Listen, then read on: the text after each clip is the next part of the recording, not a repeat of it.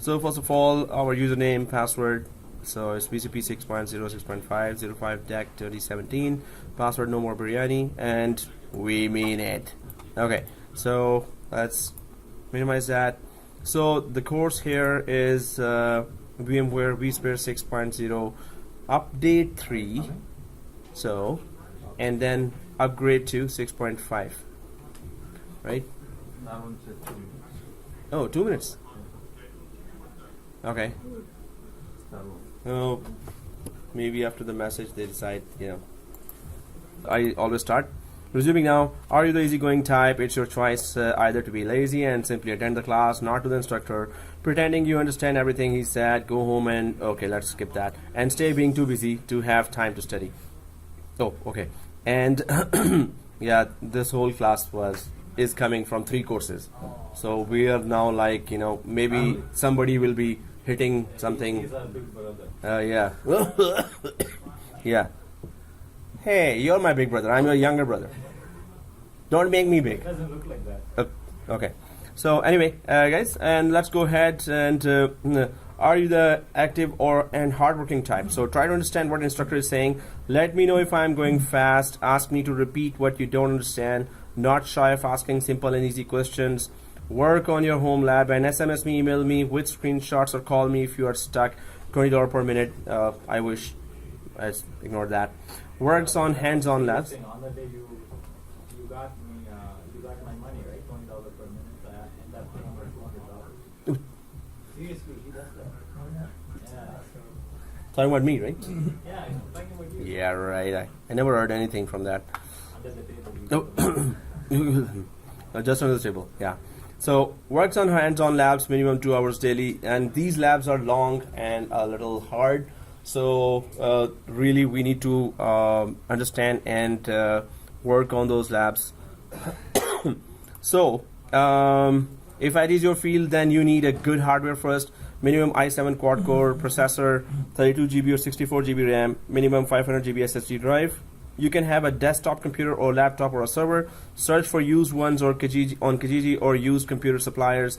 So better have a good computer if you really want to. If IT is your field from now on, you must have a good hardware first. So try to get that and then work on it. Majority of us, the students, have already bought a good laptop, refurbished good laptop. There's a guy in Mississauga. These guys here also sell Lenovo or any other, but minimum i7 quad-core processor. Get it, because if that's your field, you have to create big networks.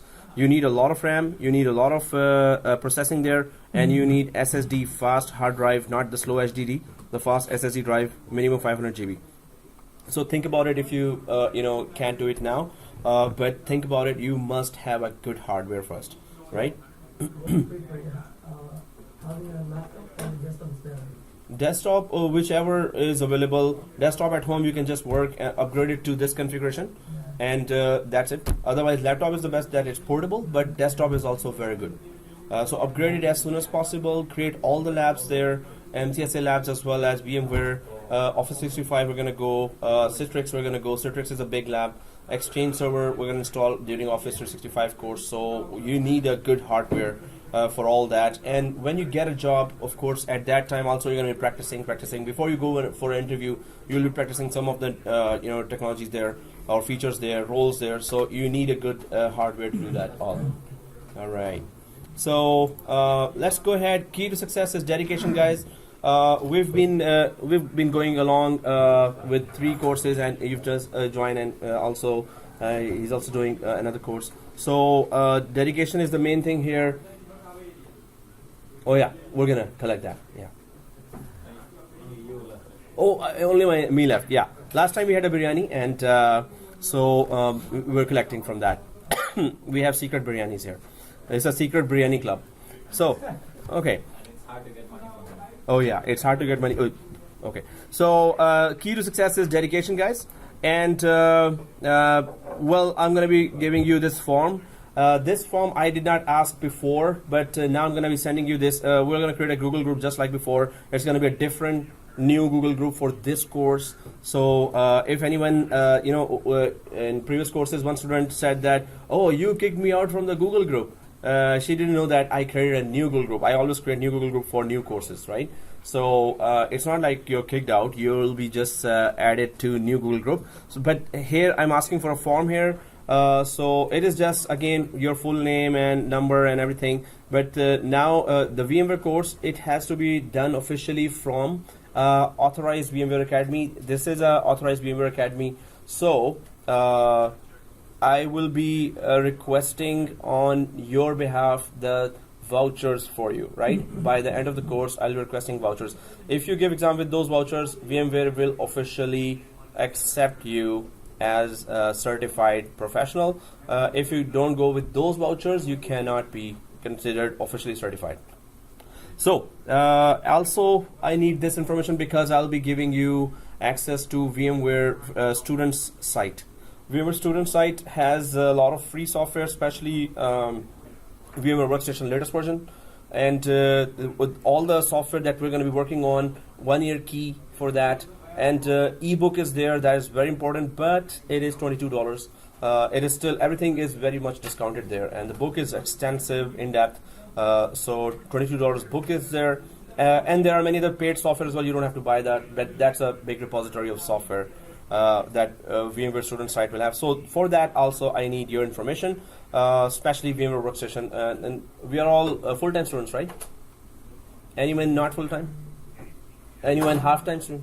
There's no half-time. Okay, so let's go ahead. And guys, I know your email, you know my email, but please, you have to go through this process. I need to gather those emails here. So what I'm gonna do here is don't send me here. Send me the subject and everything on itguyme at gmail.com. So I need your, so please send me a subject, this start date, because I need to add properly all the in the Google group and also in the VMware student site. So your full name, please, when you're, and you have to send me from your Gmail your full name. Your Gmail address will be, of course, since you will be sending from Gmail. If you're not sending from Gmail, then send me your Gmail address as well. Your cell phone number, especially your cell phone number. There's a WhatsApp group, so already it's previous guys are already added, but the new guys will be added to the WhatsApp. There's Ashik, he didn't come, he will come as well. There might be other if joining by next class, so I'll be asking them. So please open your Gmail, and if you have a Gmail, if you don't have a Gmail, please create one. And then send me this exact information, because I need to collect this information, put it in Excel file, and go to the VMware site, create your student ID there, and I will send you the passwords, and please do change that password as soon as possible. So please let me know when you're done. So just quickly send me an email here. Please put the subject VCP 6.0 to 6.5. Do not just put 6.0. It's an upgrade as well. So we're gonna go with 6.0, then we're gonna upgrade to 6.5, then we're gonna check compare the features. So we're gonna know 6.0 features as well as 6.5, just 3-4 features there that you really need to know. Then you need to just get used to interface of 6.5. Otherwise, I was about to say that you have to send a million emails in order to get a response from you, right? oh yes, it will be, please follow up. I'm growing old, and there's that white hair here. So if you don't get a response, please do follow up. And you have WhatsApp, and you have SMS as well. And so guys, this information I need, because only from subject I'm gonna track. Okay, who's there? I'm gonna add you. If you don't get that Google group message, then maybe you're not added. So maybe you did not send me this email, right? So okay, if this is dude done. So in subject, type this. Your full name, in your body of the email, please send it from Gmail, and your cell phone number. So today we are having a class till 12:30. Well, I have, actually I was going to say we'll have a class on Thursday, but better have some class instead of no class. I have a 12-hour building shutdown no electricity, and it would have been okay, but my youngest kid is not feeling well as well, so it's kind of I need to run there, and I live in 12th floor. The worst thing. Me too. I'm living in the 4th floor. Yeah, just shut down electricity and then talk about it. So yeah, today I have to Good go. exercise for you, right, in the morning? Yeah, so we did everything in elevator. Huh? Everything closed. Only cold water is coming. So I have to drop them to relatives right away. You didn't even take a shower. Why? Yeah, I smell okay. Smell coming. God, man. So, resuming now, guys. So if you have done that, done. Nobody's writing. Done. Oh. Somebody needs to type faster. So we need to talk about the topics, and we're going to compare with Hyper-V. So, okay, let's go ahead. Maybe I could test. Fine. Okay, guys. So let's go ahead and try to check out what is the exam strategy here. Of course, VMware is one of the most important courses of your IT career. So you have to be certified in that. You have to really know inside out of all those labs that we're going to do, and it's going to be longer labs as well. So it's going to be very interesting labs. This is an old picture that I took when I got here in this college, and they gave me the controls of VMware. So when I used to create the student student site, VMware official student site, and give students the credentials, there used to be that certifications tab here. But they removed it, and then I asked, and then said that the teacher will be, requesting the vouchers on behalf of students. So the teacher will know which students have attended, and you have to attend the course to get this voucher. And this voucher is 70% discount. So the actual price is $250 for VCP professional exam. So it will be after discount, $70. It will be, right? And you can fail 3 times. I mean, try not to. But you 3 attempts with the voucher every time, $70, $70. Okay, still it's 70% discount. The first exam is VCA or foundation exam, which is actually you can give at home as well, and it is $120. Normally the price is after 75% discount. It is $35, and you can fail 6 times there. Huh? You Deliberately fail us. Deliberate. They want money again and again. Oh, 35. No.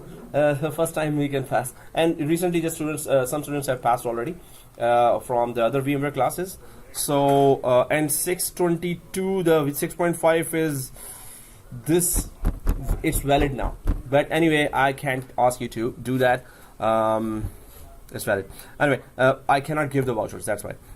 So VMware strictly tells that they have to attend at least 10 classes or 40 hours have passed, then I can give you the vouchers after 40 hours or 10 classes, right? So by that time, hopefully other students will be giving the exam, but the 6.5 VCP exam. So there are 2. One is a VCA or foundation. Second is VCP. You have to give both to get a certificate. You have to give both. First is, of course, you can give, it's unproctored, you can give at home. Second is you have to give here or any testing center. And after you get the voucher, and voucher is specific educational voucher, institute voucher. So there is VCP6 -DCV. This is, the exam is retiring this December. Okay, we're in December now. So 6.5 is your only option right now for the exam. So 6.0 is the course we're starting. We're going to do all the labs of 6.6, 6.0. Then we're going to upgrade to 6.5. So you must know 6. You must know 6. And then 6.5 as well. 6.5 has some very good features. And the industry might not be jumping there. Some of the students in other classes, which are coming from different companies in previous courses and current courses in the evening and weekends. I've been asking them, and they say that many of them are on older versions of VMware, VMware 5.0, 5.1, 5.5. So, but they want to go to either 6, but nobody has, none of the company of at least those students have yet decided to go to 6.5. So, but they are all eager to know, because in near future they will be asked, hey, what is 6.5 features and how do we implement them? So 6.5, we're gonna be. That's why this course is 6.0 upgrade to 6.5, right? So yeah, I should make a similar course for MCSA 2012 upgrade to MCSA 2016. Okay, anyway, so here VCP6 DCV, and what is DCV? Data center virtualization. So what's in a data center? Data center, there are servers, switches, routers, storage. So so instead of servers, which are physical servers, we have virtual machine in virtual environment, right? Instead of switches, physical switches, we have virtual switches. And instead of physical storage, we have virtual storage, although it is all placed on a physical platform. But now everything is software defined, right? So that's why it is called DCV, or data center virtualization, right? So Vsphere 6.0 offered some features from the 5.X series, 5.0, 5.1, 5.5 series, and then 6.0 has and 6.5 has introduced some more new features. So we're gonna try to go for all the labs of 6.0 and then all the upgrade labs or different labs for 6.5 and get used to the 6.5 interface as well as 6, knowing all the differences between the two. So if we go ahead now, Vsphere 6 Foundations exam, this is for 6, but you're going to be giving now 6.5. By the time you will be reaching the exam, or you will be deciding to give the exam, you will only have the option of going for 6.5. Currently, some students are still giving 6, and then you can give the foundation. There are 2 exams, right? One is easy, one is very hard. So one is foundation, which is easy and you can give at home, and second is 6.5, which is professional. So VCP, right? So 6.0 has foundation and professional, 6.5 has foundation and professional. So you can give the foundation of 6 and professional exam 6.5 as well, but I don't think you guys have that time. But 6.5 foundation and professional both are right now valid as well, so it's okay. When I say valid, this means just that the files that we have, exam collection files, they have the good test questions, right? Hmm? They have a Valid test questions. Yeah, I'm recording. So okay, so here 6, we will still be going with the lab. So okay, exam may be retiring 6, but market is on 5.0, 5.1, 5.5 vSphere products. So right now they have that infrastructure. They haven't, majority of the market is not even on 6.0 right now, not even on 6.0, and they have released 6.5, right? Well, there is difference, not big difference. Basic concepts are still the same, just the small improvements. So we're gonna compare all the versions in a chart, but by the time you will be hitting the market, 6.0 and 6.5 will be hot, or maybe there will be another version after 6.5, maybe 7, maybe 6.8, whatever.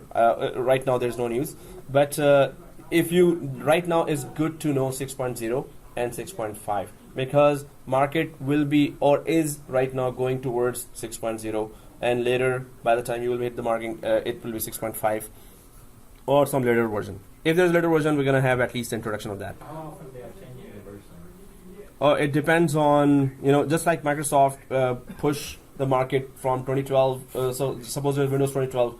Market is good with Windows 2012. It's all fine. Then Microsoft says, oh, there's 2016. There's a lot of features. You don't have that. This. They need to, sell that. So they push. In 4 years, 5 years, people think, oh, okay, let's go to 2016 because this feature is good. This feature is good. This feature is good. So this is the same with VMware. This is the same with AWS. This is the same with every other product. So VMware. Years, no? From 12 to 16, Microsoft. Yeah, it took 4 years. So VMware is, by 2 years, 2.5 years. Virtualization, it's software based. So you also, Microsoft is also software based. But you will be seeing a newer version in 2 years or 2.5 or 3 years. But right now, market is on 5 series still, and many of them are thinking of going to 6. Some are already on 6. so they're not going to go for jump for 6.5 now.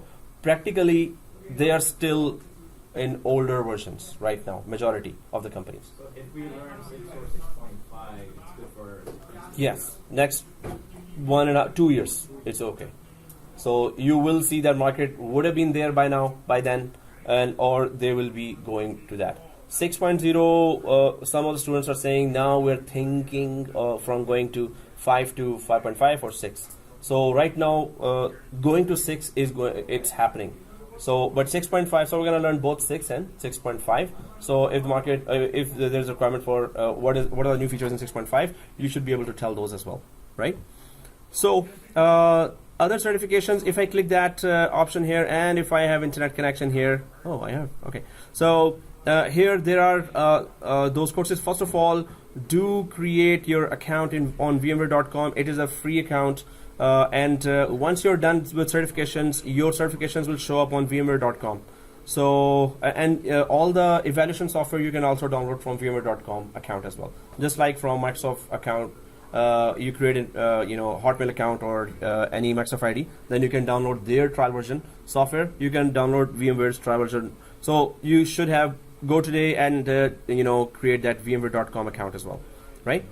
So data center, there are many certifications here. We are going for, there's an associate level certification, then there's professional level, then there's advanced professional level, then advanced professional level for administrators, engineers, for architects, and design expert level, and then that's it. So we are on professional level for administrators and engineers, and there is VCP6-DCV or data center virtualization or 6.5 now. So we're gonna go for both. It's always good to know one other type of or next version or previous version as well.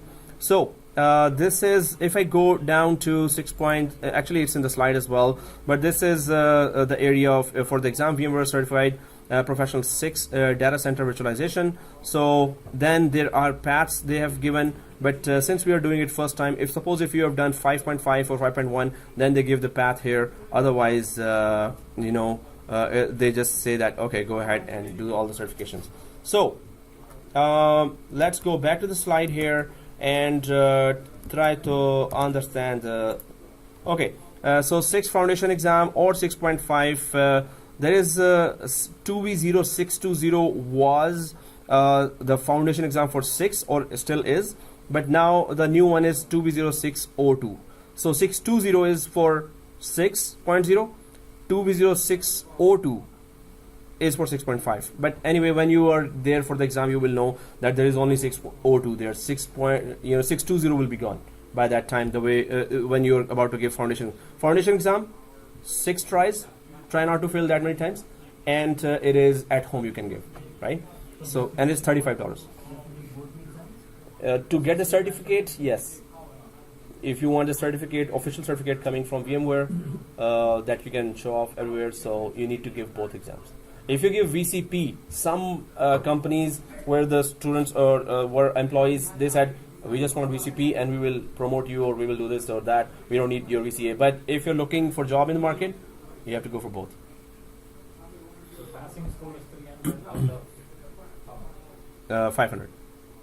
So here, 65 questions, 300, Vsphere 6, 6.5 is the same, and $120. Well, I just told that, right? So $120. So after 70% discount, it will be $35.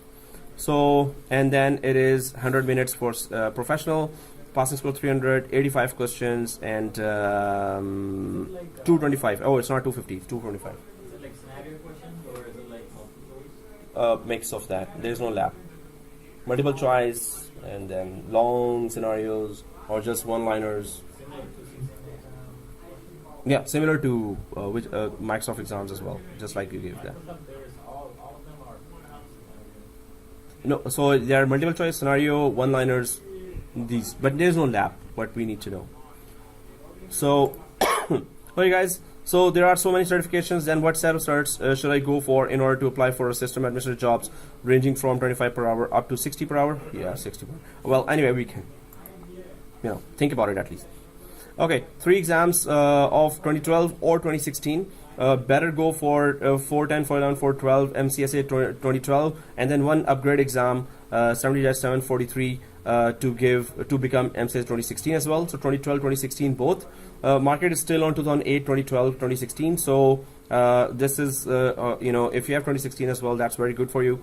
One exam of Microsoft Exchange 2013 and Office 365. Better go for Office 365 exam 70-347, which is management of Office 365. When we do this course, Office 365, we're going to install on-premises Exchange as well. So we could know that how to install Exchange server locally in our lab, and how it works online in Office 365.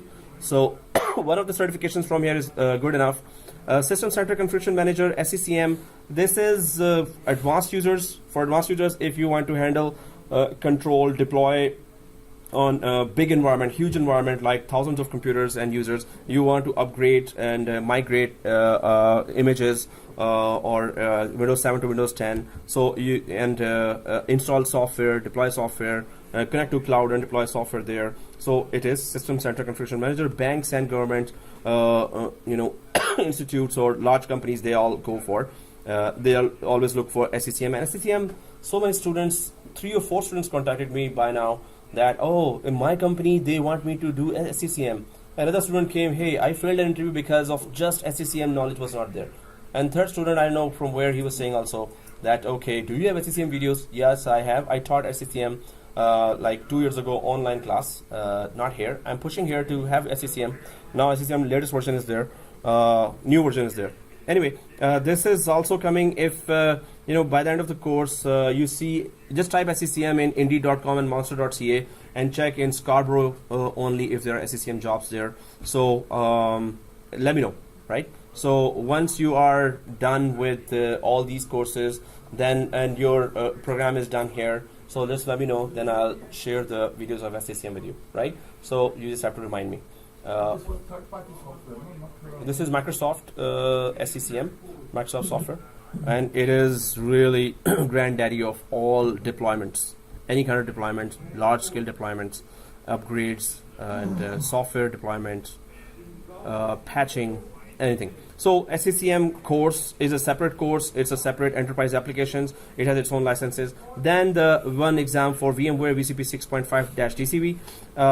It's a must. So a must would be one of the operating systems, one of the messaging here, and one of the virtualization here. Citrix is application virtualization 2016-2017 top paying jobs. One of the top 5. One of the jobs of that is Citrix administrator. So Citrix is something that I would really ask you to know about. What is Citrix, how it works. Then one example of ITIL, which is just change management. I was asked a question in an interview as well, that in the context of ITIL, how will you troubleshoot this? In the context of ITIL, so ITIL just gives you that how to do a change management. If you are about to change a RAM in a computer, first put all, there's a form there, and there are, web desk like, or there are ticketing systems, or there are applications that are built on ITIL. So ServiceNow.com, if you go there, or Zendesk, so those are ITIL based applications that are being used in large companies. So ITIL exam is good if you are able to do that. CCN is a must. You must know that how networks are connected, how switches work, how routers work. Well, either MCSA or RHCSA, which is Linux based exam, Red Hat Linux, but both would be, of course, better. But some of the students who are good in Linux, they are going for MCSA as well. Some of those, very few of those who are good in MCSA, they are going for Linux as well. But Linux is there in the. I've seen many job announcements where on Indeed or Monster.ca where they were asking, okay, we have Microsoft and Linux machines, Microsoft and Linux and Linux. I was seeing so much and Linux there that I was like, oh shoot, man, seriously, we better have some idea of Linux. So because there's both operating system, so server side, you need to know how they work. And one of the cloud exams there, so either you go for Microsoft Azure private cloud, or you go for Amazon Web Services. SysOps is a bit more tougher, but if you go for Amazon Web Services solutions architect, associate level, at least one exam. Recently, just one student failed the exam. It is long and a little tough, but also that the file was not valid. So so that student is looking to give the exam again for the AWS. Now this is just for the career talk, and also again you must have a good hardware to do all the labs there, because when you once go for job search, it's gonna be a little tough. So always better to group together and do certifications. It's been good. Many of you have done certifications and still going ahead. So that's a very good competition. Keep it going. And now the challenge is VCA and VCP exams, right? So as soon as you get the vouchers, go for it, right? So let's see, if you want those files earlier just to start reading, that's also a very good idea that you will be preparing while you're going for the course as well. So Do you know how many questions those two files have? think 200 to 300, I think. So what big? Well, VCA has 6.5 has less, very less right now. 6.5. It's the new exam, right? So you 6.0. 6.5 or 6.5? 6.0 is expiring this December. So you're already gone. So it's only 6.5 you have, and that's still increasing a little. So they still have very less questions there now, and recently student passed. If I get those files and if I finish studying, I still need to wait till the end of the. For the voucher, yeah, at least 10 classes or 40 hours must have been passed. Oh, then hey, it's from VMware officially. Biryani. No more biryani. Come on, man. Remember the password? I can bring you some samosa. Well, it has to be high quality samosa from Etobicoke Samosa and Sweet Factory. That are the wow. Okay, anyway, so guys, let's go ahead. And I need a treadmill here because I'm eating too much in many other colleges as well. So that's not good for me. But thank you for the bribe. Oh, okay. Which doesn't work. Okay. So guys, all sessions will be recording. Recorded. So and it is being recorded right now. Overview. Now VMware vSphere install, configure, manage features. Intensive hands-on training that focuses on installing, configuring, and managing VMware vSphere 6.5. It's 6.x we can say, because it's still 6.5 is not that different from 6.0. So basically, when you go for 6.0, 6.0 is the foundation of 6.5. So in 6.5, you have 4 or 5 new features, big features that we will do the labs for. But otherwise, it's all 6.0. Not much changed. So we'll be going for 6.0, then upgrade to 6.5. So which includes VMware ESXi 6, VMware vCenter 6. So this course prepares you to administer a vSphere infrastructure for an organization of any size and forms the foundation for most other VMware technologies in the software-defined data center. Again, everything is software-defined now.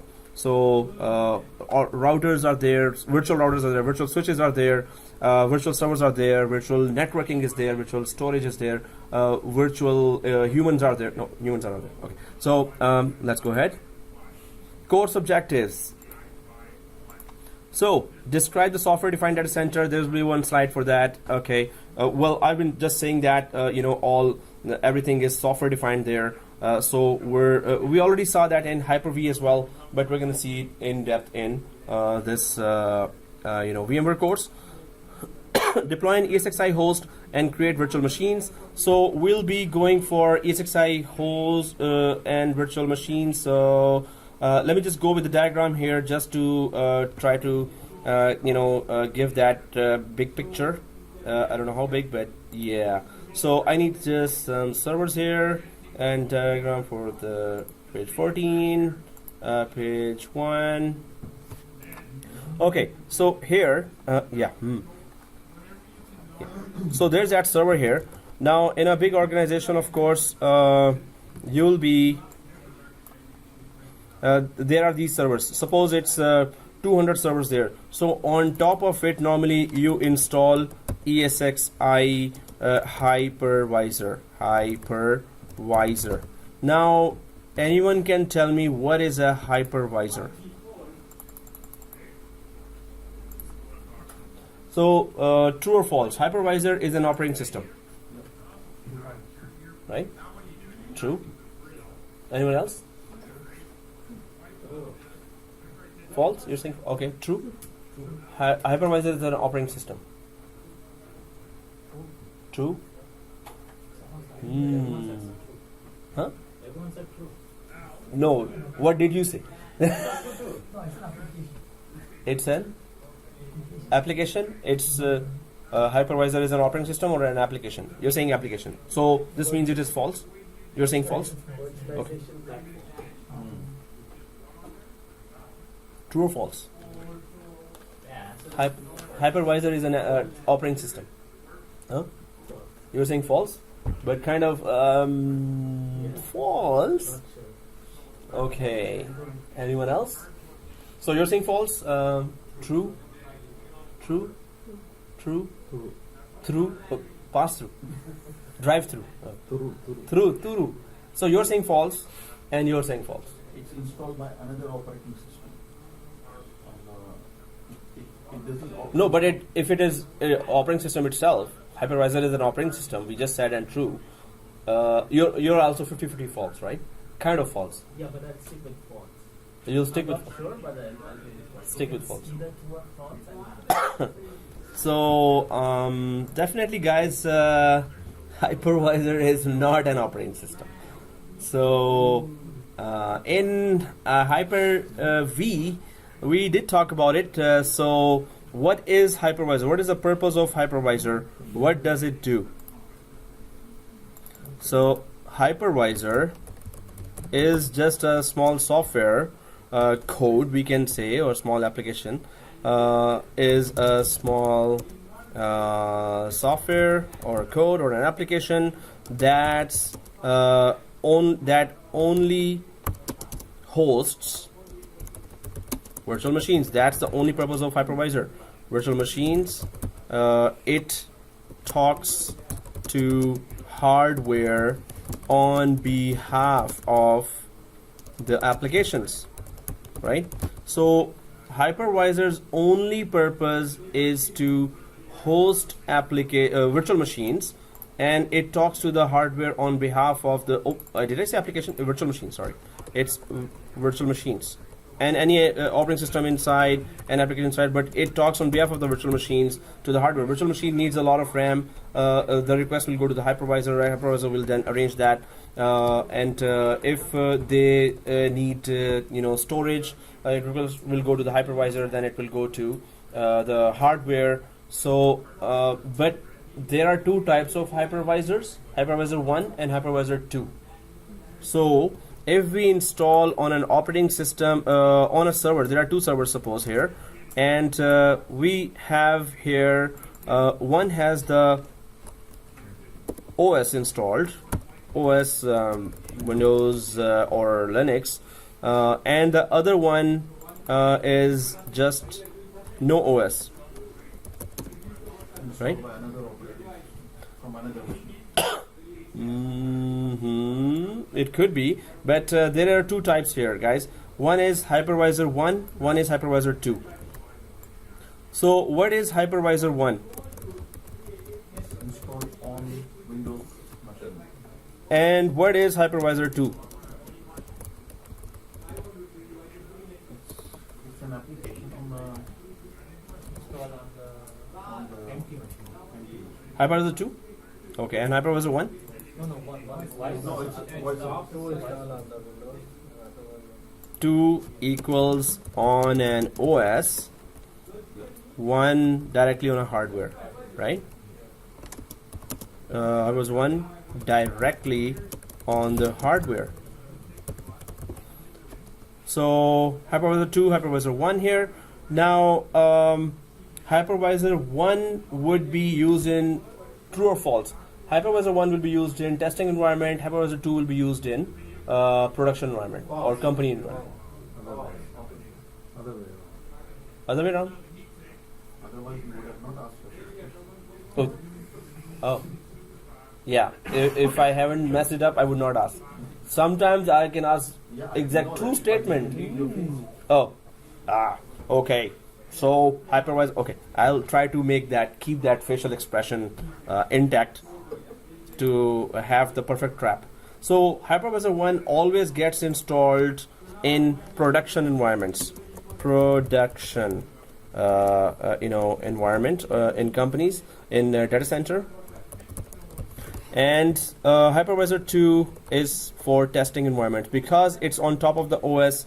Its performance is not good. OS is taking memory, processing and storage for its own running. So what it can do to give to virtual machine from that same hardware will be a little lesser. So it is for testing environments, right? So here,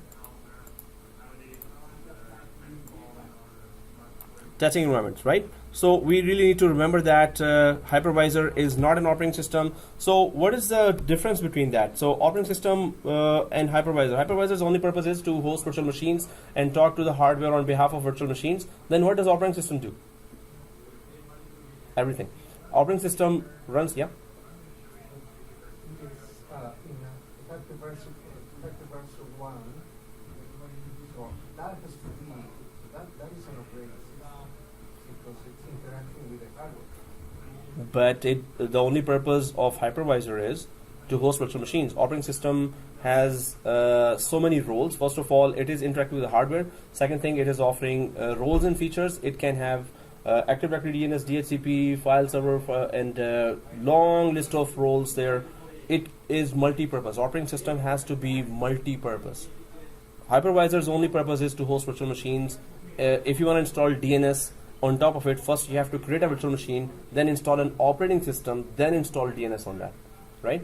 So if you want to directly search for a role in Hypervisor, it only talks to hardware and hosts virtual machines. It cannot install DNS, DHCP directly. Hypervisor does not know these things. Any other thing other than hosting virtual machines and intelligently letting them use the full capacity of the hardware. Other than that, it does not do anything else, right? So Hypervisor for its own running does not use a lot of RAM, processor, and storage, and networking as well, or bandwidth. It does not consume. So everything, all the hardware is available for the virtual machines to use, right? After installing Hypervisor 1, we can install operating system on it. Yeah, after installing Hypervisor 1, then install a virtual machine first, then install OS on inside the virtual machine, and then start installing roles. So again, yes. So, and why virtual machines we are using? Why not the hardware we are using? We can have a hardware, like this servers or rack servers. Oh, this is the picture of the rack server, right? So we can have a lot of servers. Suppose we need DNS on one server, so we're going to install OS on this, and then we're going to install DNS on top of it. Then we need DHCP or WDS or WSUS or Exchange server or SQL server or file server, web server. So we can have all those servers after server after server. Oops. Okay. Just this server after server. We can have as many servers, right? So why do we need virtual machines then? When we can have so many servers there?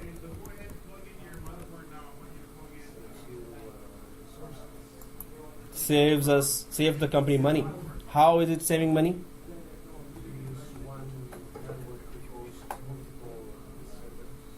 Multiple servers. So if I grab that virtual machine here, or a picture of virtual machine. Oh, there is one. So now what happens is that once you have a hardware here, on top of it you install directly Hypervisor 1. Then on top of it you start installing virtual machines, one virtual machine. Then you install second virtual machine. Now first one is Active Directory, DNS, DHCP. Second one would be WDS for deployment services, right? Third one would be file server, right? Or SQL server, we can say. So SQL. And fourth one, and you keep on going as much as the RAM and processing in this hardware it can take, right? So WSUS server for patching, and the list goes on, right? But now you've saved, you don't have to buy 1, 2, 3 hardware. Each hardware, suppose, is from $5,000 to $15,000 or $20,000. So you just, if it is suppose average $10,000 is there, so by creating 3 virtual machines, you've saved $30,000 of the company. You will just buy one high-end. Suppose it was normally you buy it in $10,000. So, but this has to be very high-end because there will be multiple virtual machines there. So you may have bought it in $20,000, right? Maybe $25,000. This one, 1 terabyte RAM, 2 terabyte RAM, and a lot of storage there. So $20,000 instead of, suppose now you have actually multiples of these machines. So it would be, you may have put actually 7 machines there. So again, 10, 10, 10. So you're saving like $60,000 there by buying a $20,000 machine. I mean, like so overall, you're saving $40,000 there. But that's one of the top advantages. Companies went crazily for virtualization after they saw the savings, and the performance is still the same, even better. High availability features are better now because you can have a replica of the whole environment here created there. So it could be on another server as well. Second server is hosting the same replica of all critical virtual machines here. If this server goes down and all the machines are down, their copies will become activated here. So you have high availability for all the virtual machines there, right? So main thing, of course, company wants to save money. Main thing, they are there to do business, right? So one of the main thing is to save money. Then they say that, okay, well, that is high availability is there. Performance, yes, let's just put more memory there in fewer servers. So first of all, not only they're saving through fewer servers. Now, before they used to have 200 physical servers. Now they have 50 physical servers. So they used to rent a big hall. Maybe it's $20,000, $50,000 they're paying per month.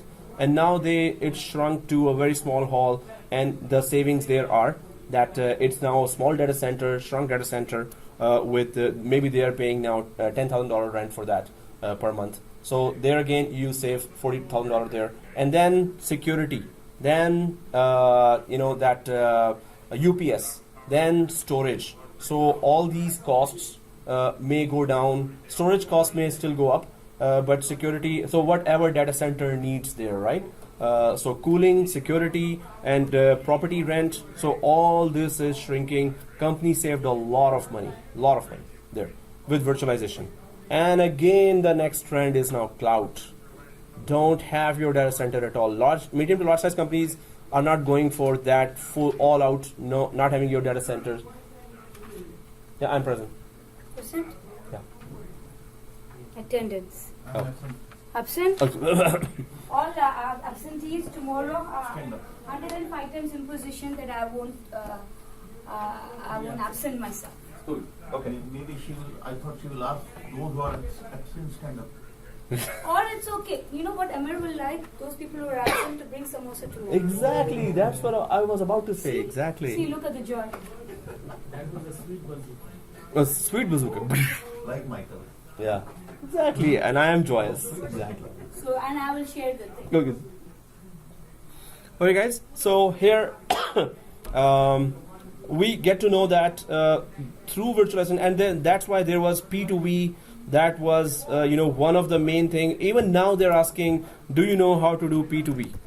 P2V is physical to virtual, and that means we want to throw away our hardware and we want to go for our virtual machines. We don't want to install any of the roles on the hardware store directly by installing our operating system directly here and then install the application, install it on virtual machine, an operating system, and then application, right?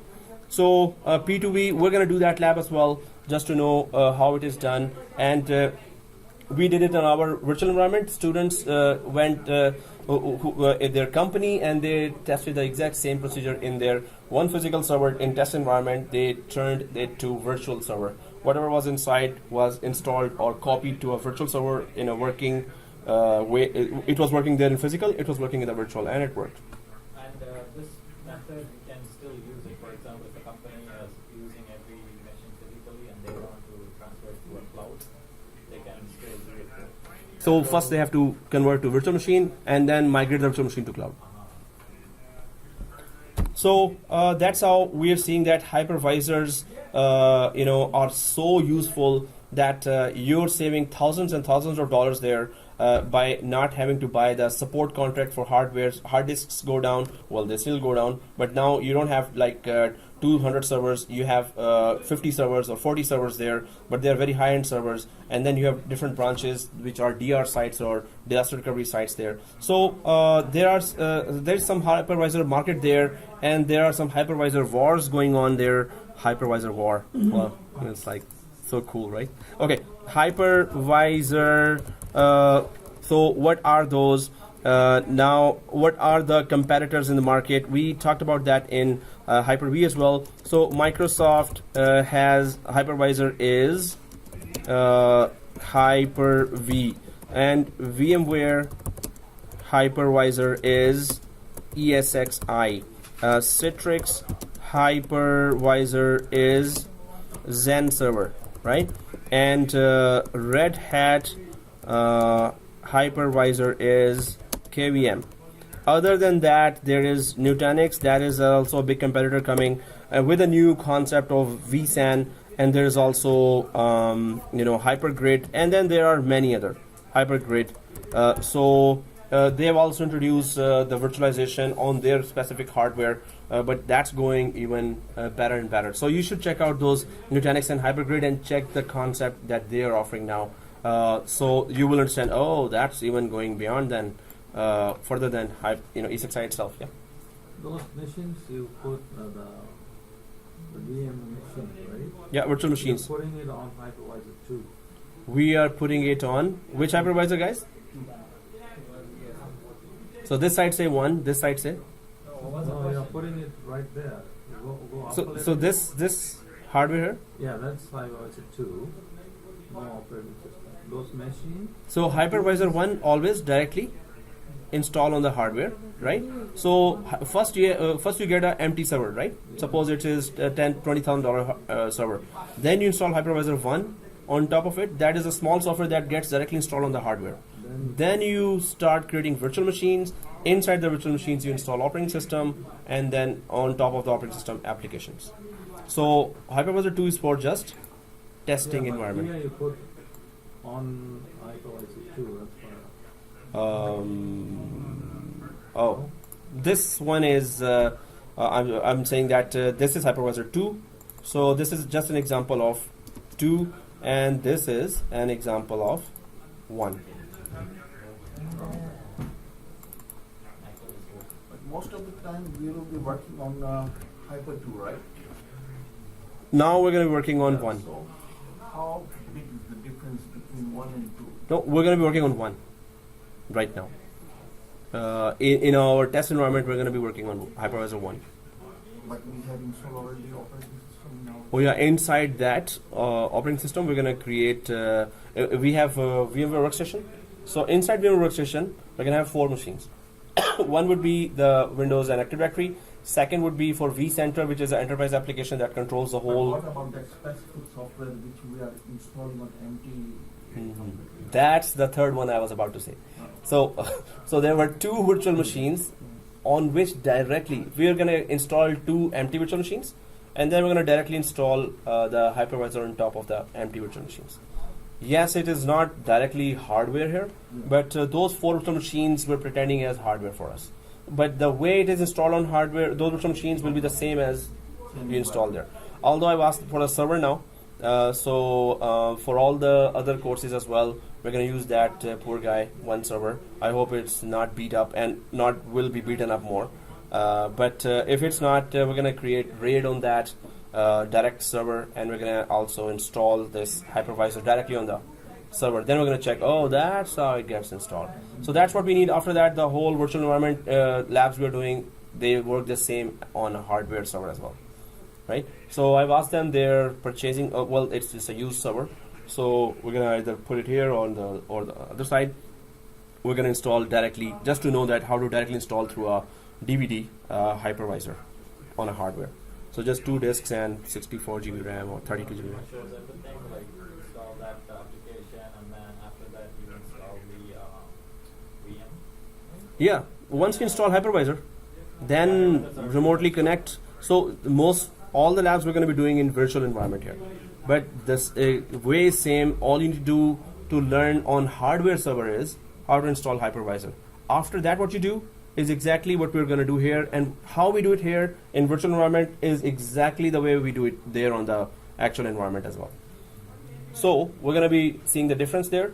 So we understand what we're talking about, right? So we talked about Hypervisor 1, Hypervisor 2. Hypervisor 1 is in production, Hypervisor 2 is in testing environment, and companies save a lot of money by having fewer hardware servers, lesser property space, less security mechanisms, less UPS or uninterrupted power supply, and less contract support, parts support for all the servers, because there are less servers, right? So companies are saving thousands and thousands of dollars. Then there are hypervisor competitors here in the market that we should be knowing for the interview as well, right? So other than that, let's go ahead, and then companies were going crazily for P2V. There is also V2V there, and V2V is just virtual to virtual, which means suppose you have Hyper-V environment and you're not satisfied with that, you want now VMware environment. So how to convert Hyper-V virtual machines to VMware virtual machines, then that is called V2V, or virtual to virtual, right? So let's go ahead, guys, and try to talk about other topics of VMware there. So here, ESXi host, or ESXi is what is the hypervisor that we're going to install. Normally we call it host, ESXi host in terminology, and we're going to create virtual machines on top of that. Now, what is vCenter server? We're going to talk about vCenter server architecture, but basically, what is vCenter itself? So if we go back to the diagram here, this is just an example of two physical servers that have been deployed. Suppose if I just go to another page here and put these guys here and then make them really small. Oh, I mixed up. So and then I select all, and then Control C, Control V. So there are more, and then there are more. Now that's a lot of servers and lots of virtual machines. Many environments have like 200, 300, even 1,000 physical hosts, and each physical host hosting 10 to 20 or 30 virtual machines because of the good RAM and good processing there. So they all have. Now you can imagine that maybe this company has 50,000 users, 100,000 users there, right? And I'm also present. Okay, so thank you. And here, so suppose your boss says, hey, create a virtual switch in all the hosts, and you know that there are 200 physical hosts there, ESXi host or physical server. We call them ESXi hosts. Suppose there are 200 ESXi hosts, and your boss says, create a second virtual switch on all hosts. So you connect to first host remotely, and then you install virtual switch. Then you go to second host, third host, fourth host, virtual switch. So each host, if you're creating a virtual switch and connecting it to a physical network card, and it takes like maybe 15 minutes to 20 minutes. So 200 hosts, when you're doing that, that's gonna take like a lot of time, right? Days or weeks, maybe days, if you're just doing this task. Otherwise, you're supposed to do multitasking. So we then we have to have this vCenter enterprise application, vCenter, right? Now this application will control the whole environment from one console, right? So vCenter enterprise application, you will be first installing that. So we're gonna have 4 machines. First machine, Active Directory and storage. Second machine, vCenter enterprise application, just one machine there dedicated for this application because it's heavy. And third and fourth virtual machines will be our 2 ESXi hosts there, right? So vCenter enterprise application controls the whole vSphere environment. So it controls all the ESXi hosts, virtual machines,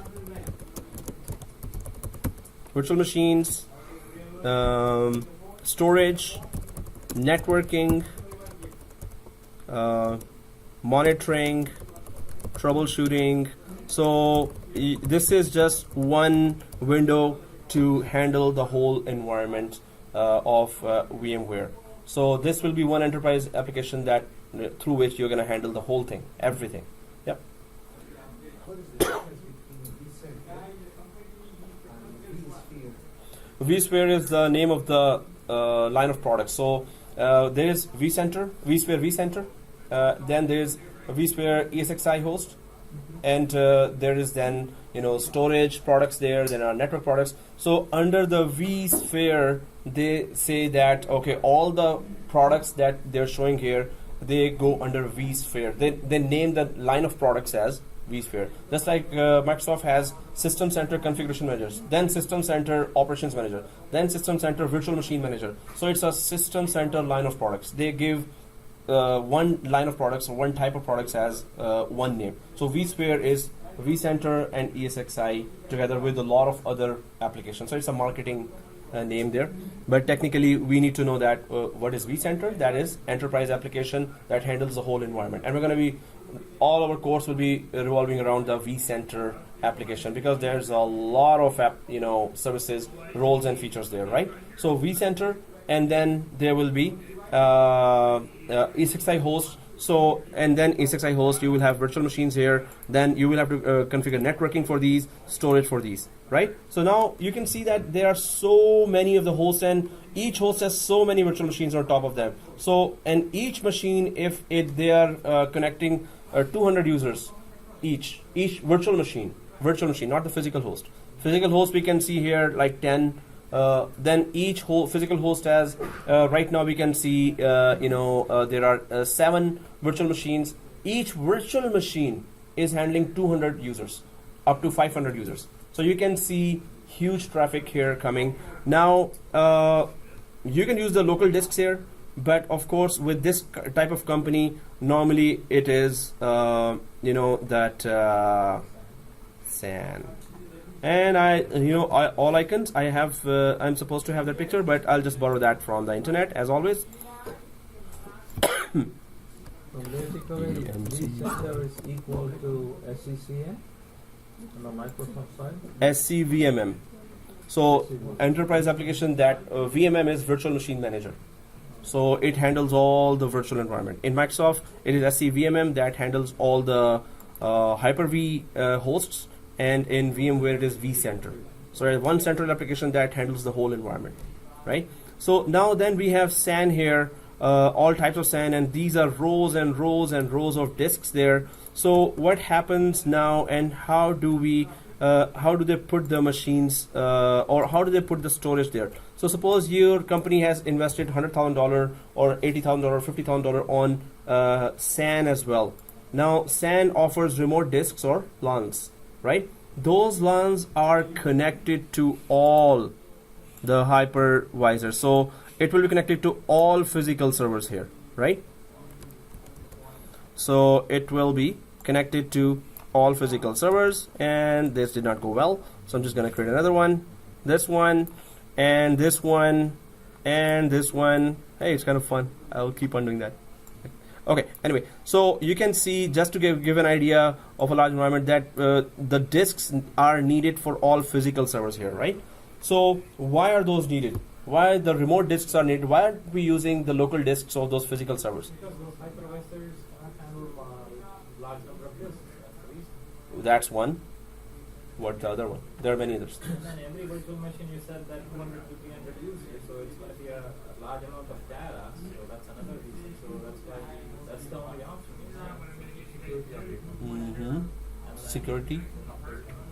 Security of data as well. So anyone else? Yes, this is also a reason, but there are many other reasons. So if the hypervisor goes down, the virtual machine data is not on local disks here, it is on remote disks or LANs there, right?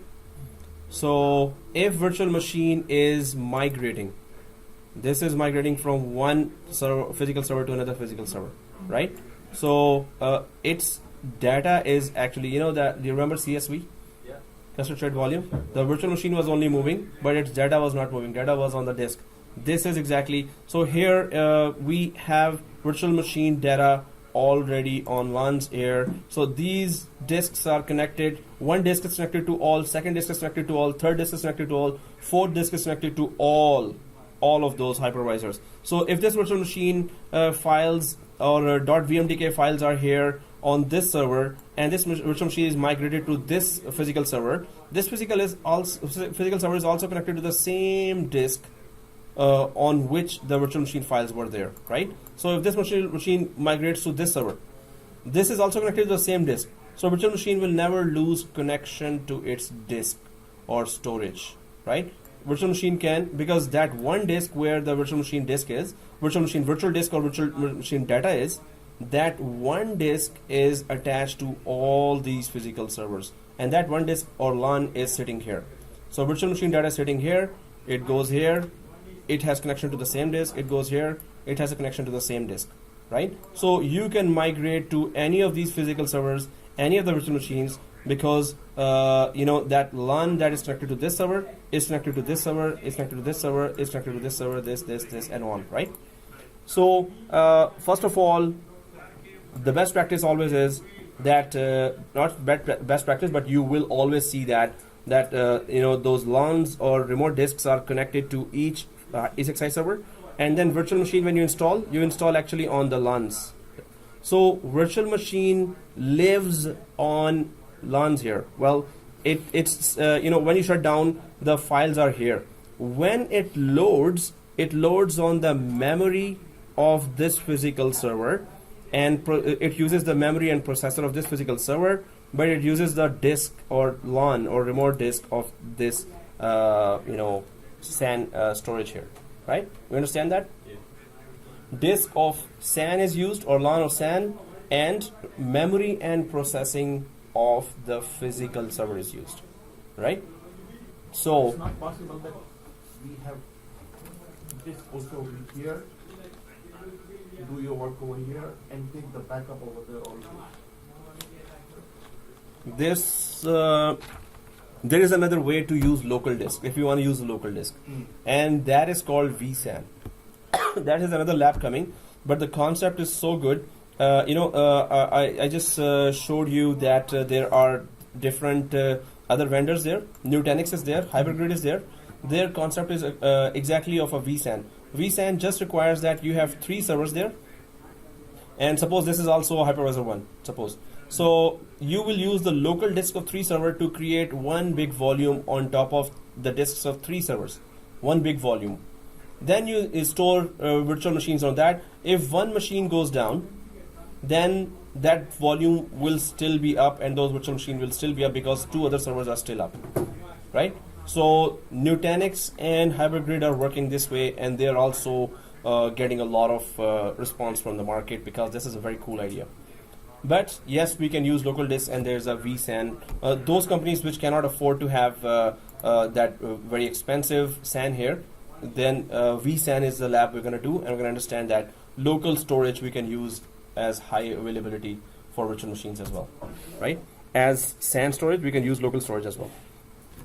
But that will have replica DCs and stuff like that. Replica machines can be created on the local storage as well. Today no break, come on.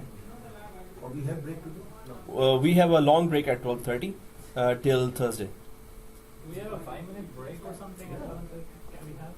Without break, 5 minutes. Are you sure it will be 5 minutes?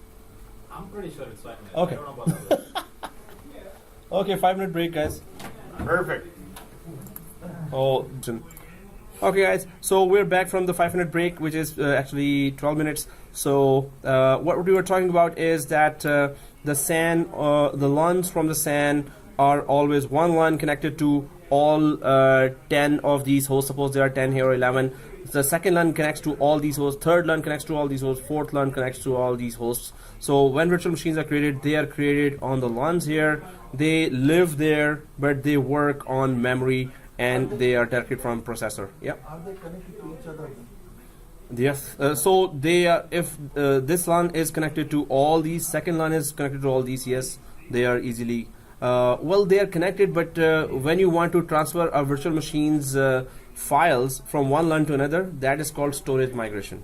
So you have to specifically, it's not like easy migration. Storage migration means virtual machines, virtual disk. Virtual disk may be 80 GB, 60 GB, 20 GB. If you transfer a disk, it's going to take that much time. But yes, it is doable easily. And we're going to do a storage migration as well. So I think he asked it's connected to each machine. Yeah. Right? I think that's it's, what is it? LUN is connected to each machine? Or LUNs are connected to each other LUNs as well? What is the question? No, each physical server. I'm asking. One LUN connected to each physical server, second LUN connected to each physical server, third LUN connected to each, and it goes on like that. So yes, one LUN connected to all. And why is that? Suppose your virtual machine files are on one LUN, and because it is connected to all physical servers, if it migrates to the fifth one here, so it will connect to the same LUN. Physically Yeah. migrated. Exactly. So if the virtual machine migrates over the LAN from one physical server to another physical server, live migration, which is that end users are connected to it and then it is live migrated. So in that is called vMotion. So yes, it will keep on working when it reaches here, because the same LAN was connected here and same LAN is connected here where the virtual machine files are. So same LAN is connected to all these. So virtual machine could easily go to any and migrate to any of these physical hosts, because the same LAN is there, so it has access to its files from any physical server here, right? But the main connector will be like that. vCenter enterprise. Through vCenter we configure. So through vCenter we make that connection between the storage and E6i. So yes, through vCenter. Yep. Physically, all these machines, they can be connected to the same. Logically, you may want to separate, say that the first 4 machines belong to one forest. Storage wise, yes, we can do that. Exactly. We can. So it's not compulsory that you would connect one LUN to all physical server, maybe one LUN to just 4 physical server. So this virtual machine having that its files on one LUN, it can migrate to all these 4 servers and back and forth, but not migrate to all others, because that one LUN where its files are is only connected to these 4 servers. So we can minimize that as well. So wherever that LAN is connected where virtual machine files are, virtual machine can migrate to only those servers. So that yes, suppose these are 4 are sales machines, sales department machine, others are marketing department physical servers having virtual machines from marketing department. So you can have those LANs arranged like that as well. Who organizes how these machines are going to interact with You. Oh, the VMware administrator through vCenter. So we organize that. We can connect according to. There is no automated way for that. So there's no one designer or architect, system architect. Well, if they are senior VMware administrators, they can decide. The architect exam is the next one after that, professional exam. That the cables are connected to all the machines, so it recognizes by itself. No, we have to make that connection, but obviously we are assuming that Ethernet cables are connected already. Oh, Uh-huh. You know, it's more advantage, right, to move from physical to virtual.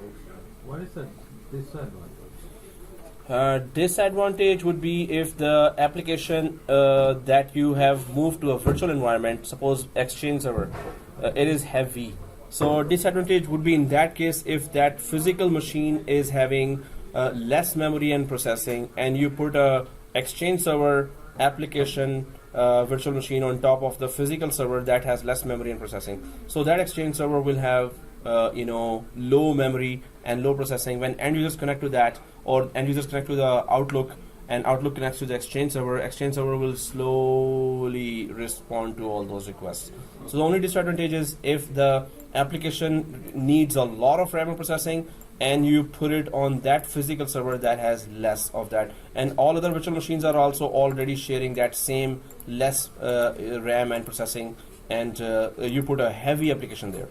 That would be the only disadvantage. So we normally plan that If it's a heavy application that requires a lot of memory and processing, put it on only those physical servers that have a lot of RAM and processing available. Other than that, it's okay. There will be physical server. Otherwise, Heavy, yeah, otherwise put them on a physical server. One physical server, operating system, and that Exchange server. It used to be like that in the banks as well, but then now virtualization platforms have improved a lot. So now they've started putting SQL Server Exchange servers on virtual platforms as well. So, yep.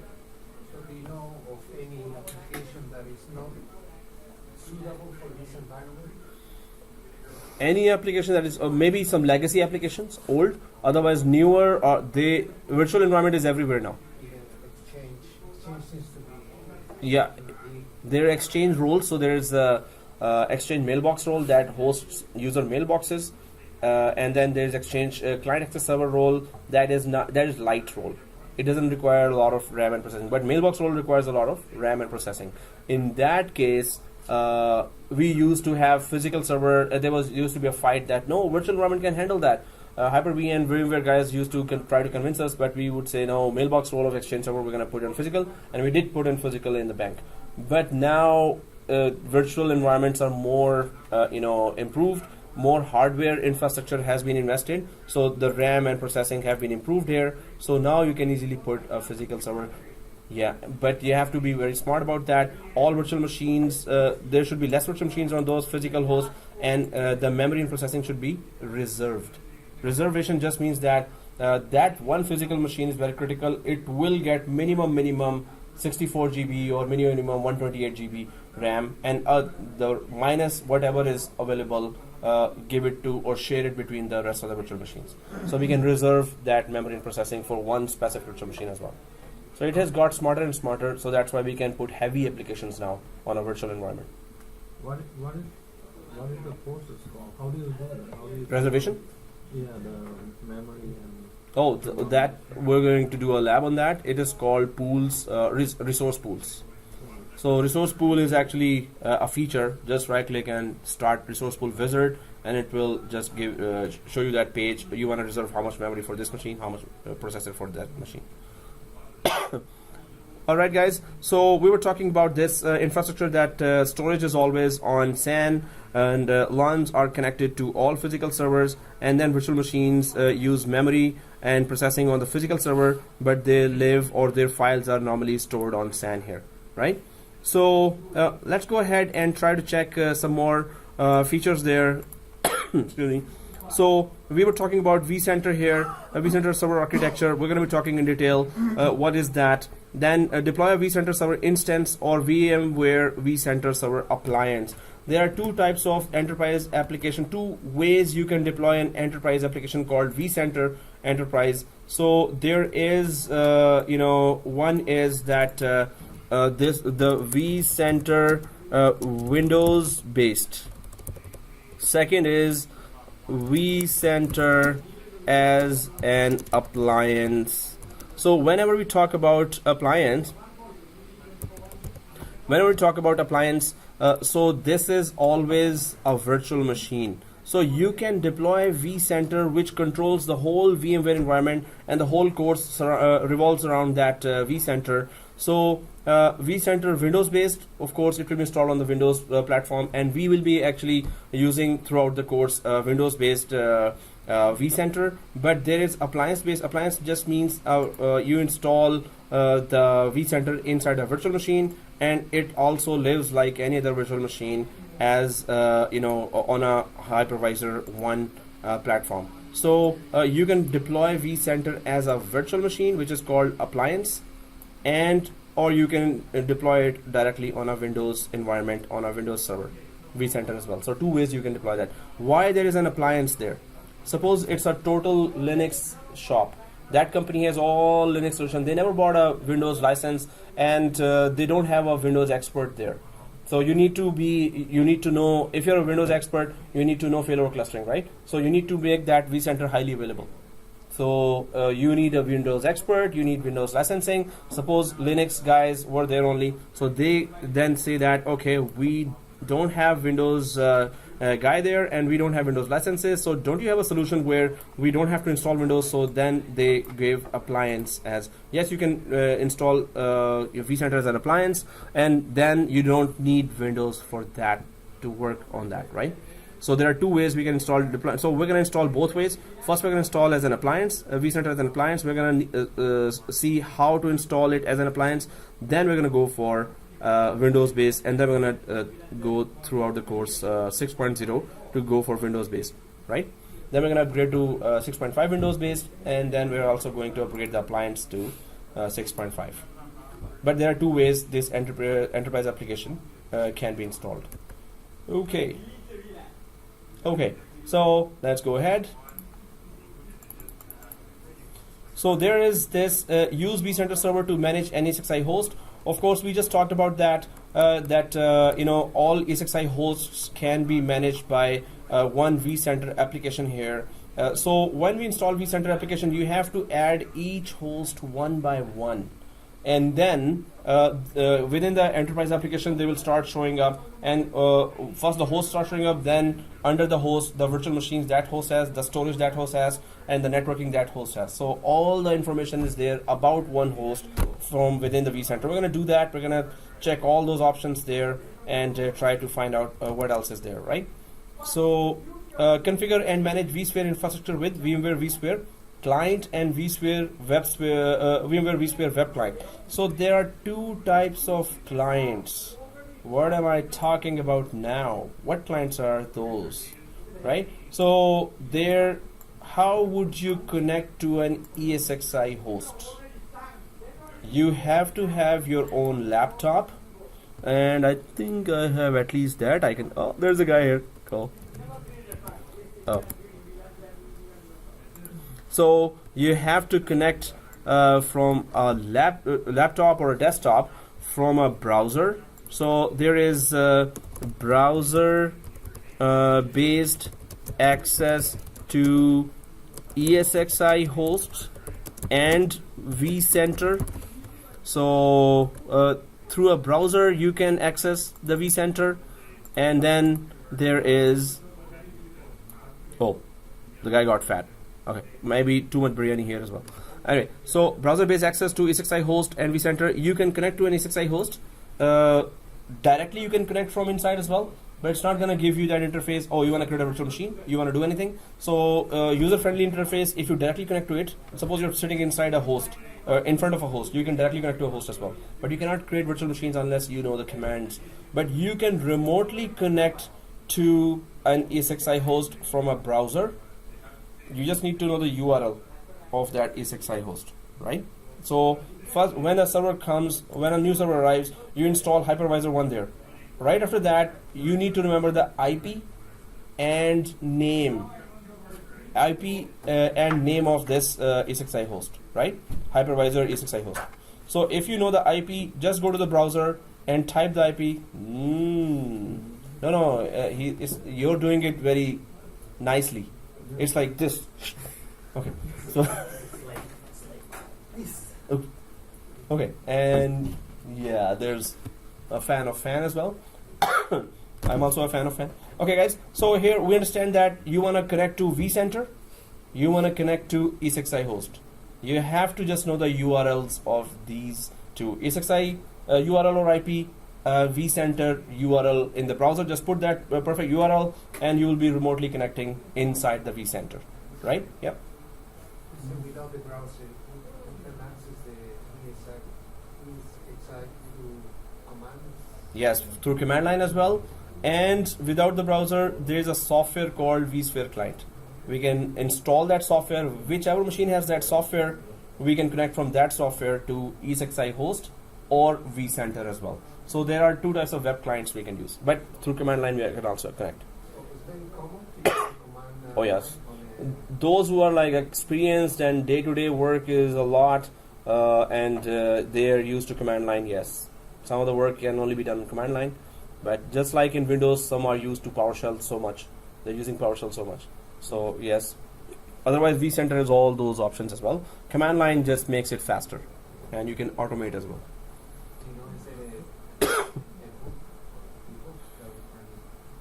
So there is Power CLI. This is Power CLI VMware release for Windows administrator, those who are so much used to PowerShell. So VMware has released Power CLI.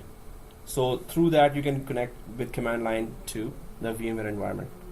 And then there's ESXi, so it has its own Linux based commands as well that we're going to try. So both ways you can connect to that remotely. Oh, there are books there, and what I said was that there is ebook by official ebook from VMware as well. So that is available as now we're started the course.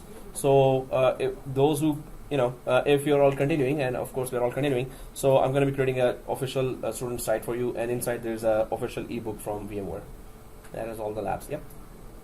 So, vCenter is an enterprise application that is used to control the whole vSphere environment. Which is the ESXi host and the virtual machines, the storage, the networking. That is the whole vSphere environment. And there are two ways to access the ESXi or the vCenter. You want to access just one host, or you want to access the vCenter itself. Through that, even vCenter can be accessed remotely. oh yeah, and actually we're going to install vCenter on suppose a Windows machine, right? So all we need to do is open the browser and then type the correct URL, and it will open the vCenter. And suppose we are on It can contain the ESXi host. exactly vCenter contains the whole environment. So just connect to vCenter and you see all the environment. And can you access it without the browser as well? Yes, that's the second thing, which is Vsphere Client. That is called the Vsphere Client. You have to install that software that used to be famous. Now in 6.5 they kicked it out. Till 6.0 you can use the Vsphere Client. In 6.5 they are introducing another HTML5 based client. So that is also browser based. So totally VMware is going browser now. Browser based is good that because from any machine, suppose you're on 3rd floor, or at once you have to go to troubleshooting to 5th floor, and you have a computer nearby and there's an emergency, so you don't have to first install the software and then connect. Browser, you just need to know the link and log in from your account, put the URL in the browser, and you're connected. So browser based is really now in for the VMware environment. Okay, so That's an intranet browser, right? Inside? yeah, within the environment, exactly. So we can sit at home and we can use the vCenter. Huh. by using- If it is published over the internet securely, which I don't see an example of, either it is published through Citrix, yes, it is possible, or you connect through VPN to your environment. And once you're inside the company, then use any computer to okay, VPN, put the URL. okay, it's, but as Mhm. you said, URL and it's, in the LAN. Yeah. within the LAN, but Within the LAN, okay. not outside over the internet. Maybe through Citrix icons you can publish that, but again you have to put your credentials first and then go inside. So these two ways, but not the URL like on internet. Not that. Okay guys, here we can just talk about this. So there are two types of clients. We're going to install both types of clients. We're going to be first looking for IE, and then we're going to be looking for okay, so that's nice, and somebody requested that, right? Yeah, I did. Okay, that's good. So here, no, it's okay. So I'm blown away right now. Ah! Okay, so Even a tornado can't touch you. because I'm, Questionable. because of the smartness, Questionable. questionable. We always count, all the questionable comments, He's like a but it's not questionable. It's okay. It's just that. He's like a big boss for us. No one can touch him. Hey, again you said big, and again you said tornado cannot touch. This all refers to I'm so fat right now. You're like a god. Okay, guys. So I need to edit that. Let's go ahead, guys. We are worshipping you with some of Sensor board. Yeah. Now there's that's all you are missing is audio. all you are missing is what is that thing called? The flowers. Garland of All you're flowers missing is that. and a lot millions of dollars as well. Okay, guys. So Some smoke. no, I should cache it as well, right? Smoke. So here we will use IE, Internet Explorer. We're going to use Chrome. and then we may have to use Firefox as well, because sometimes it is nasty. It does not load that browser because of the flash. You have to shockwave player. You have to have there. Sometimes it doesn't load, so we have to troubleshoot that. One time we had to install Firefox just to connect to our environment. So that was till 6.0. We were dependent on the Flash, Adobe Flash player, right? Now 6.5 they're introducing right now. It's still under construction. They are still developing it. The new browser-based access, which is called HTML5 based access. Right? So we're using Edge. We don't need Flash. Edge, but with VMware, if you want to load all those features there, you need Flash for that. So, okay guys, here, let's go ahead, configure virtual networks with vSphere standard switches. So, virtual switch. You may have remembered virtual switch from Hyper-V as well. We created 3 types of switches there, right? There was private, there was internal switch, there was external switch there. So here also we're creating switches, but they're not categorized as that. When you install one physical host, one virtual switch always gets connected there, and it has port groups. So if you've seen a physical switch, suppose it's an 8-port switch. This means 8 computers can connect to that physical switch, right? If it's an 8-port, each port can connect 1 computer, right? 7. So 7 and 1 is uplink, exactly. So but there is virtual switch, and the ports, the same purpose there in virtual environment is it is called port group. So port group, there are 2 port groups. So when you install a Hypervisor 1 on a hardware, there's one virtual switch automatically created by default, and there are 2 port groups. One port group created and one VM kernel port gets created. VM kernel port. So VM. So okay. So one virtual switch. So when we install new, although we're going to do the lab for that. So when we have, so I'm just going to quickly do that. When we have new Hypervisor 1 installed, then there is one default virtual switch created with one VM port group, port group.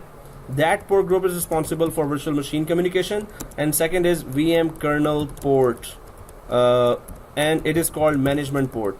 That is created so we could actually connect to that hypervisor. If you want to connect to a hypervisor, there has to be a virtual switch first, and one port should be responsible for just the connection of hypervisor. And without this management port, VM kernel management port, you cannot connect to the hypervisor. And the second port group is created. If you create a virtual machine, it will automatically connect to this port group. And if you have 2 virtual machines, they will talk to each other through this port group.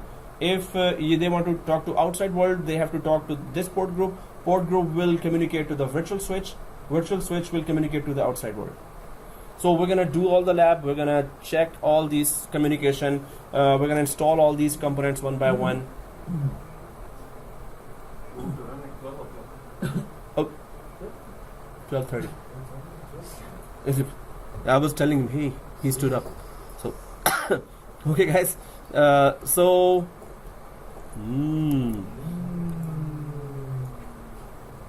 Okay, that's not weird, guys. The 2 new students, it happens in this class. Yeah. Occasionally we are roaring. Roaring. No, there's some ghost in the class. Ghost. Yeah, it's haunted when this class is here. It is sitting in the seat. You can down? Oh, okay, guys. Let's go ahead. Use vCenter server to manage various types of host storage. VMware vSphere VMFS. VMFS is VMware file system that supports. So virtual machines gets installed on top of a VMFS or VMware file system. Just like Microsoft has NTFS or REFS, VMware has VMFS, which is VMware file system, and it supports all the advanced features of VMware. And virtual machines gets installed on top of this. NFS, network file system for Linux. Virtual SAN, this uses local storage, local disks to create high availability for the virtual machines for the small companies that cannot afford expensive SAN technology. And then virtual volumes is a new approach that still uses the SAN technology, the expensive SAN technology. So these are all different ways to deploy storage. We're going to talk about in detail, and we're going to do the labs for those. Manage virtual machines, templates, clones, and snapshots. You may have heard these terms in our all courses as well, because VMware Workstation, we create virtual machines, templates as well, clones of the templates, and snapshots. We do all that, so this is very common terminologies that we've been using. Then there's a VApp. Now VApp, the purpose of VApp is to group virtual machines together. Suppose there are 4 web servers there, so you put them in a VApp feature. What happens? You can start them together, you can restart them together, you can shut them down together.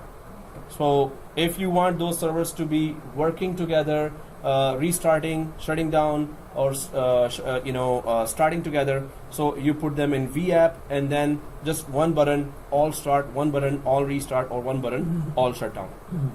So this is just grouping of a set of collection of servers. VApp does that grouping of collection of servers, right? Then describe and use the content library. Content library is just like a file system or file server for the VMware environment here. So full VMware environment, you can just install content library there, and then you can place their templates, you can place their ISO images, scripts, and VApps, and you can access that file server from within the VMware environment, right? This is just a brief introduction here right now. Migrate virtual machines with the VMware vSphere vMotion. So vMotion is just like in Microsoft, you did live migration there. It is called vMotion here. Again, the virtual machine is started, it is working, and end users are connected to it, and then you migrate the virtual machine. We call it live migration, right? So it is called vMotion. So we have some prerequisites for that. We're going to install that. We're going to configure those prerequisites, and then we're going to work on it. So then we're going to do the vMotion there. So use VMware vSphere storage vMotion to migrate virtual machine storage.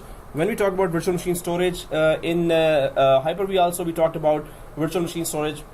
So virtual machine storage means the files of a virtual machine. So the virtual disk extension of a virtual machine in VMware is .vmdk. Virtual disk file extension is .vmdk. In Microsoft it is .vhdx, but it is .vmdk in VMware virtual disk file name, right? So if you want to just migrate from one to another that virtual machine files, so that is called storage vMotion, and we're going to do that as well. Monitor resource usage and manage resource pools. That's where we were talking about resource pools that you want to reserve RAM, reserve a processor for a critical machine. It always needs a lot of memory and a lot of processor, so you can actually use a resource pool to reserve memory and processor. The main resource on any Hyper-V server would be memory and processor. That's where the virtual machines will be fighting for during the peak hours. Virtual machines will always be needing more memory, more processor, more memory, more processor. So you have to reserve for critical machines, and then for non-critical machines, you can just leave the rest of them, the memory and processor, to be used whenever they want among them. So, but for critical, you will have to reserve that. Use VMware vRealize Operations Manager to identify and solve issues through analytics and alerts.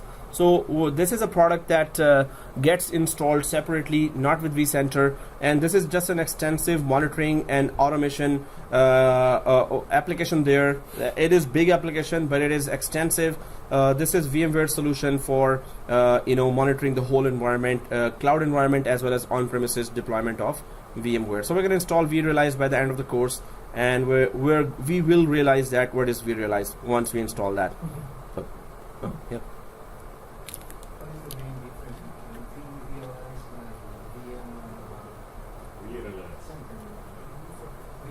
vCenter controls the whole environment. vRealize monitors. Like monitor and realize the scriptures. Then we realize that. And we realize that. And we also okay. Oh my So God. it's a loop now. So we are stuck in that. Let's go ahead, guys. Manage VMware vSphere high availability and VMware vSphere fault tolerance. Fault tolerance FT. I was talking and referring to it a lot in Hyper-V labs as well. So fault tolerance is that you create one virtual machine on top of one physical server, and its replica virtual machine, its partner, its passive virtual machine on top of a second physical server. And if one physical server goes down, it fails over to the second machine, right? So passive becomes active, and as soon as it becomes active, it creates automatically its own partner on another physical server automatically. So redundancy could stay there if you have 3 physical servers. In our case, we're gonna have 2 physical servers, right? But we can have third physical server just to check that. But fault tolerance is all about that virtual machine critical virtual machine high availability. You can say, if you want to talk about fault tolerance, critical virtual machine high availability. You don't enable fault tolerance for all virtual machines. You just enable it for critical virtual machines. And then there's an active, there's a passive. Active goes down, passive becomes active. It also creates its own partner on the third physical server. So that's very good thing in VMware. And high availability feature, just if you have physical servers there, if you lose one physical server, suppose there were 10 virtual machines on top of that. So high availability feature does what? First of all, you create a cluster. Inside the cluster, you enable high availability feature. What happens is, suppose you have physical servers there. Now it will suppose there are 4 virtual machines on this physical server, and it will save that much capacity on the other physical servers. What do you mean by that much capacity? If this server goes down, where will those 4 virtual machines go? If you don't have a capacity on the other server, right? So it keeps that capacity always on the rest of the physical servers. If any one of the physical servers is down, is there a capacity available? Is there enough memory and processing available for the surviving virtual machines to migrate to all these? So if you enable high availability there, it does not let you use resources more than 75%, more than 80%. So if you are creating a virtual machine on a server, creating, and it uses the 80% of the memory and processing here, it will stop you there. The rest of the capacity is we have set aside in case of one machine going down, and those virtual machines have to need this remaining resource. So it will just keep that resource available on all other servers, right? So that's a very intelligent way to be ready for a disaster to strike, that where the virtual machines will be started in case disaster strikes, right?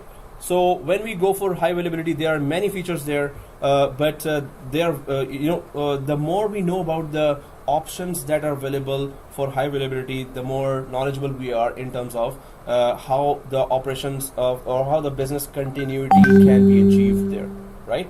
Business has to continue.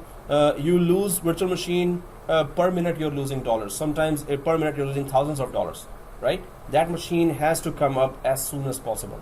So what are those high availability features, and what are each option trying to offer us? So we need to understand all those options, but overall you need to understand that it will save that much capacity in all other servers, that if one server goes down, its surviving virtual machines will be divided on all other servers, and the capacity that it needs at that time will be always secured. If you keep on creating virtual machine, it's going to stop you at a certain level. You cannot use more than 80% of the memory and processing, because it is reserved for disaster, right? So it will not let you in normal days use more than 80% of resources of any physical server.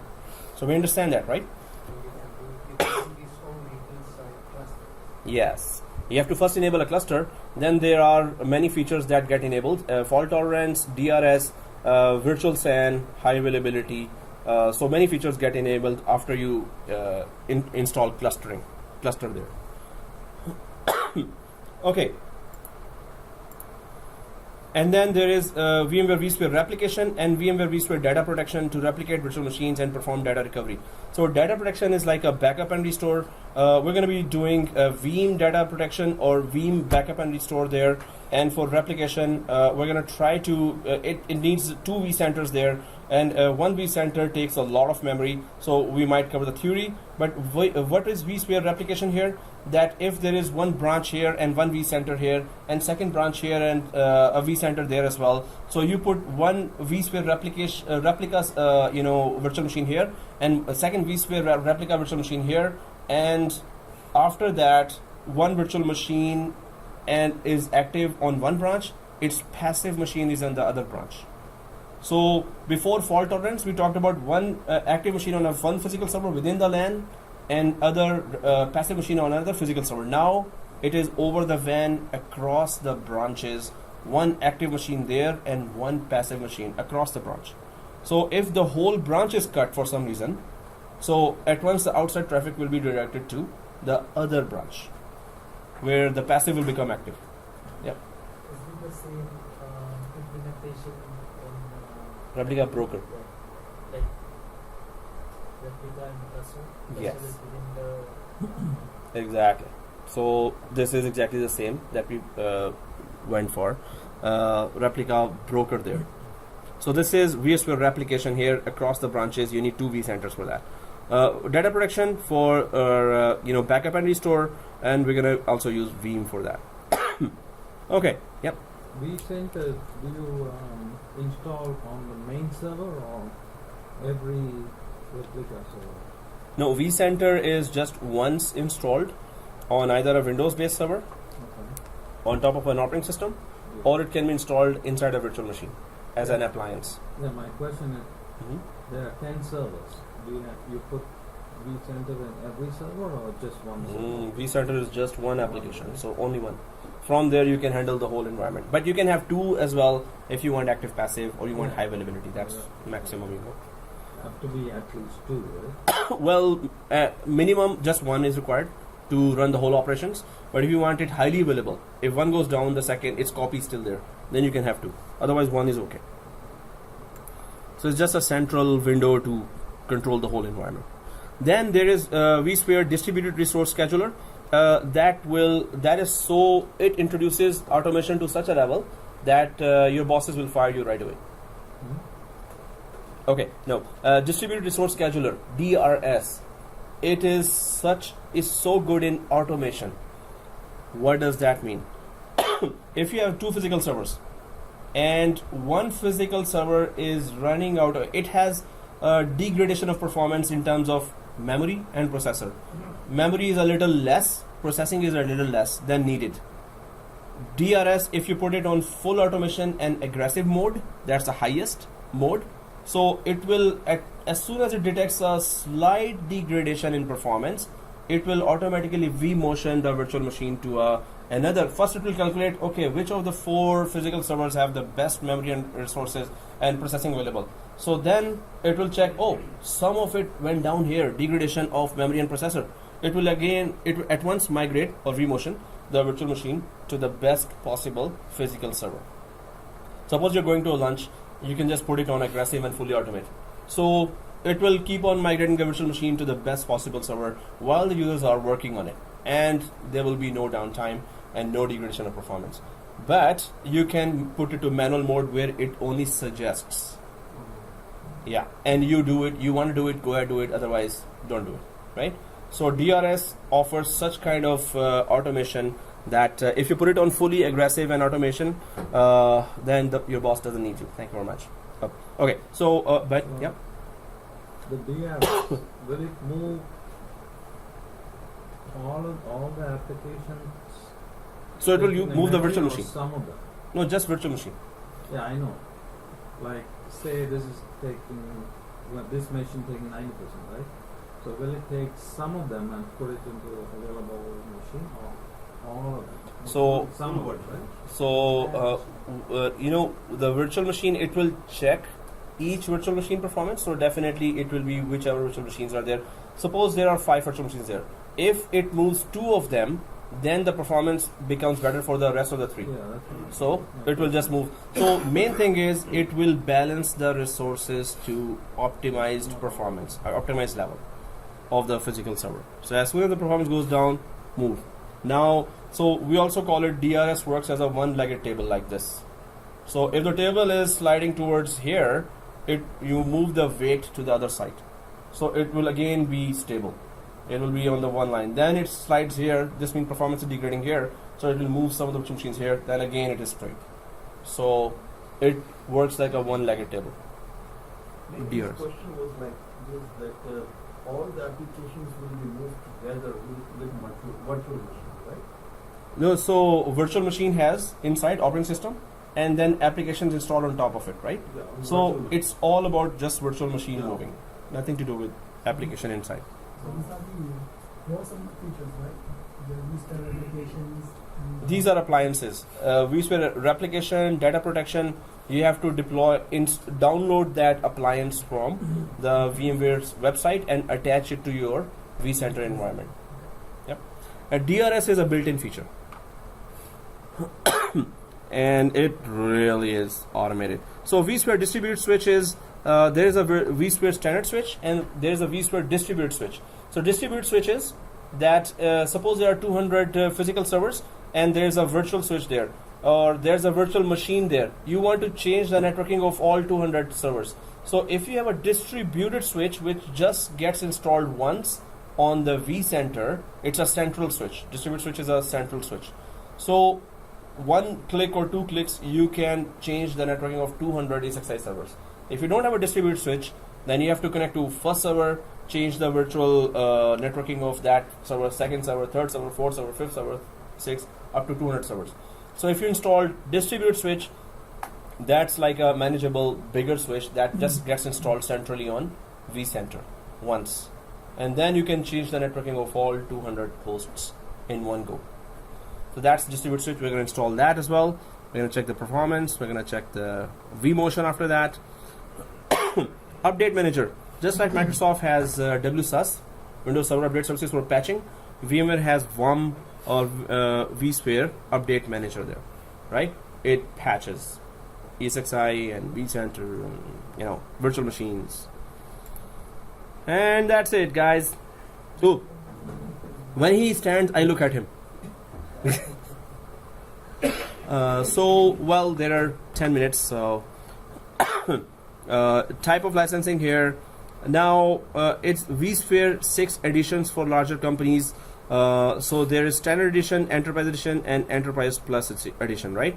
Hypervisor, previous ESXi single server. So type of licensing per CPU licensing is there, and then there's vCPU limits. 128 virtual CPUs can be there for a virtual machine. vCenter server compatibility, vCenter standard. So with these licenses, Enterprise Plus is offering the most features there. Of course, it's the most expensive there.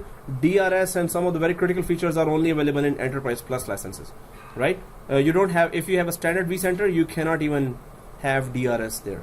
So then there is thin provisioning supported by all. Of course, it has to support by all. vSAN is supported by all. Update manager is supported by all. Data recovery, high availability, vMotion, and there are all other features available. Fault tolerance, and you can see here storage vMotion, yes, and then it goes down to all those features here. Host profiles, auto deploy, storage DRS, and all these are then according. So we have the trial version of Enterprise Plus here, but it's going to be 60 days only. So after 60 days we have to, so the free license for 1 year you will get from the VMware official student site. That will be for the standard vCenter. And standard vCenter supports all the main features of the exam objectives, apart from storage, storage, DRS, auto deploy, and host profiles, and distribute switch, and. Okay, that's a lot of. Well, majority of the features are supported as per the exam objective from the standard server, and its key you will get free key for 1 year. You will get from that official website. I hope everyone has emailed me your credentials. Right, so through your Gmail, just send, and this video I will upload, so I will add your Gmail there, and if there is something that is missing, please follow up on the emails. that teacher, and I hope you got my email, of course, itguideme@gmail.com, right? So I'll be adding you there, and I'll create a Google group and upload the video, and you will get the video link from the Google group, or I will just send you one link of the channel. Since we are existing, most of us are existing students for you, we still have to send you the email, or only the new students? Well, if I forget, then let me know later. So if you have sent it now, whoever has sent, I'm gonna keep on adding them. So that's why I requested, although I know everyone, instead of searching you guys, can you just send that? You will get the samosa next time. Okay, I'll add you. Don't worry.